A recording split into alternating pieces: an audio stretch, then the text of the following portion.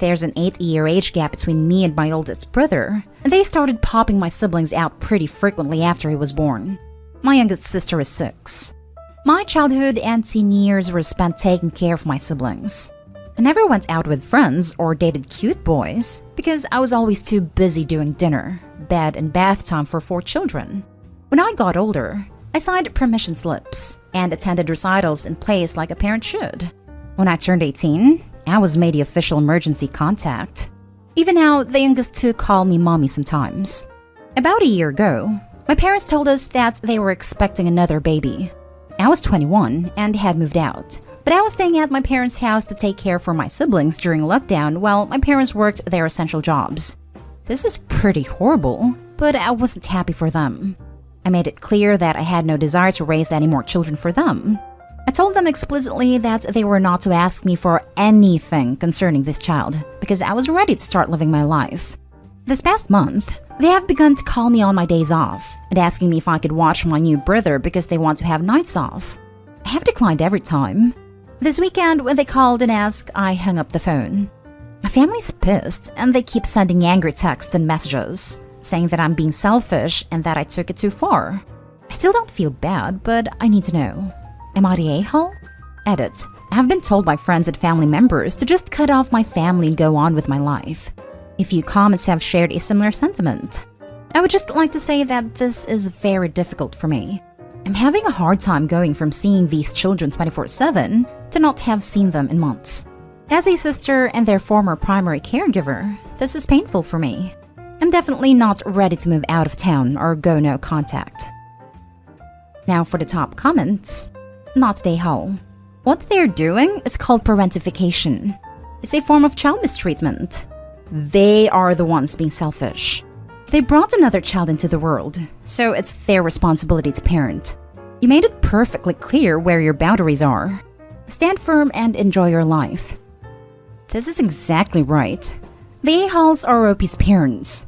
OP's not the selfish one. Their parents are, and they took it too far having children that they can't seem to be bothered to actually be parents to.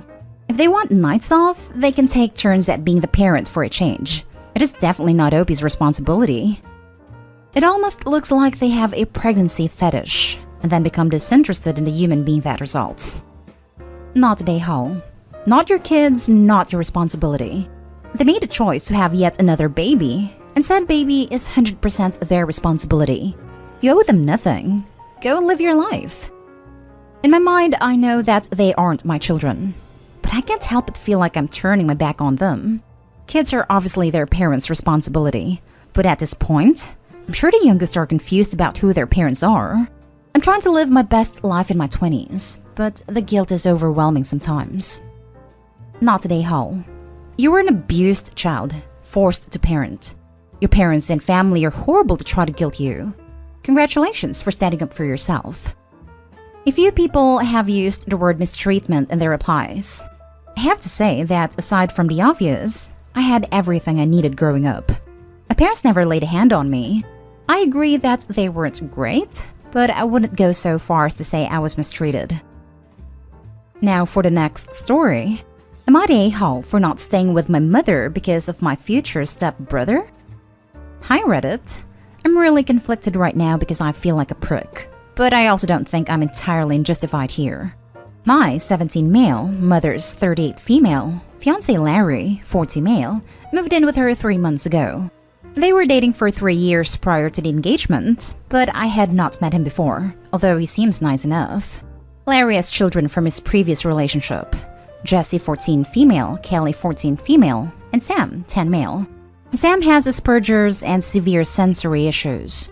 As my mother lives in a 3-bed bungalow, the twins have been given the spare bedroom, and Sam has been given what was once my room as I only visit on the weekends. For the first weekend after they moved in, I had to share a room with Sam, but he needs to listen to music to sleep and will not wear headphones as he cannot stand the weight of them. He apparently struggled to sleep listening to me turn on a blow-up mattress. So since then I've had to sleep in the living room with the dogs, who start barking at 6 a.m. There are no curtains in the living room, so the street lamps outside shine onto my face, and it's next to the twins' bedroom who are always playing music until 2 to 3 a.m. I also have to be up by 7:30 so Sam can watch cartoons with his breakfast, or else he throws a tantrum. We all basically live by Sam's schedule, and I no longer have fun weekend outings to the beach or the arcade with my mother, as Sam doesn't like spontaneity. I know it's hard for everyone, but it's been 3 months, and it's not getting any easier, and I'm exhausted by Monday after barely sleeping every weekend.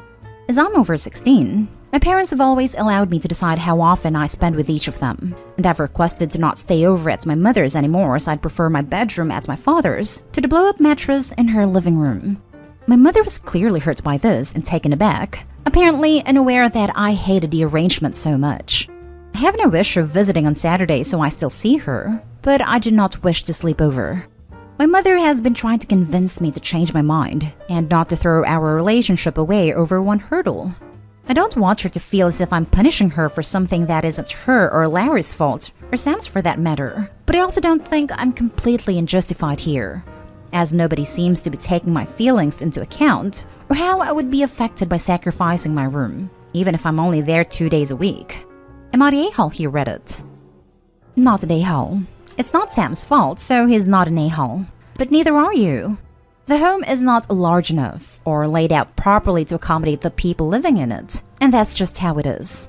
You have every right to your sleep and comfort in a place that's supposed to be your home, just as Sam does. You haven't asked him to modify any of his behavior. You're adopting to what works for you. Your mom is an a-hole for guilting you into staying. You still come see her and visit. You just leave for sleeping, and honestly, there's nothing wrong with that. Yeah, I wouldn't call Sam an a-hole, and I'm trying not to resent him or Larry over it. It's no one's fault. It's just frustrating. Basically, yeah, there's not enough room to accommodate everyone. I don't know anything about their mother, but I'm perfectly capable of just staying with my father, which seems to be the obvious solution. It's definitely the fault of the adults in this situation, namely your mother and stepfather. Agree. They literally put zero thought to the new living arrangement effect on Opie. Yeah, they seemed to assume/hope Sam and I could just share a room and had no backup plan for what happened if that didn't work out. I seem to be more of an afterthought than anything else. Not today, Hole. You're not throwing your relationship away. You're trying to compromise by at least visiting, but not sleeping over. Sleep is important, and you clearly can't get that at her place. It's not her fault, but there needs to be a workaround. I didn't understand why she saw it as completely throwing our relationship away either, but it's become unbearable to sleep at her house. Yeah, it's not her fault, but I can't see any other solution right now. It also highlights her failure to take care of you. That she didn't see all of this as difficult on you shows her deliberate blinders. Yeah, I had actually mentioned my concerns to her a month ago, and she encouraged me to give it another try. So how she was apparently unaware of my concerns, I don't know. Next story. Am I the a-hole for blowing up on my dad because of his blatant favoritism? So, I have a brother, male 17, who is on the school basketball team and admittedly plays really well. He is in many ways like my dad, male 53, who also used to play basketball and has a love for the sport. I, 15 male, on the other hand, do ice skating 3 times a week in an amateur organization, completely funded by my mom, who is divorced from my dad. So the conflict at hand came a few days ago when my brother came into the house and posed some small match between the neighboring school. Apparently they won, and my dad was rightfully very proud of him. We had a dinner for him with his favorite foods, and my dad made a comment saying I wish I took up basketball as well since I have the physique for it. I'm a very tall guy. I told him that I do have a sport I like already, and he responded with, well, yeah, but I'm talking about something more like a real sport. After that, I kinda blew up on him, telling him how he's never come to my performances, never had any financial investments in my hobby despite paying my brother hundreds of bucks, or how he never took me seriously, etc. He said that while he loves me and wants to support me, he thinks that my brother can go somewhere with basketball because it's recognized as a sport, while ice skating can't, and that's why he doesn't take it as seriously. I don't know what came over me, but I just got teary-eyed and ran to my room and have barely talked to my dad at all. My brother came in and told me I was overreacting and should apologize to my poor dad, and I think he might be right. So Reddit, am I the a-hole for overreacting? Now for the comments. Not the a-hole.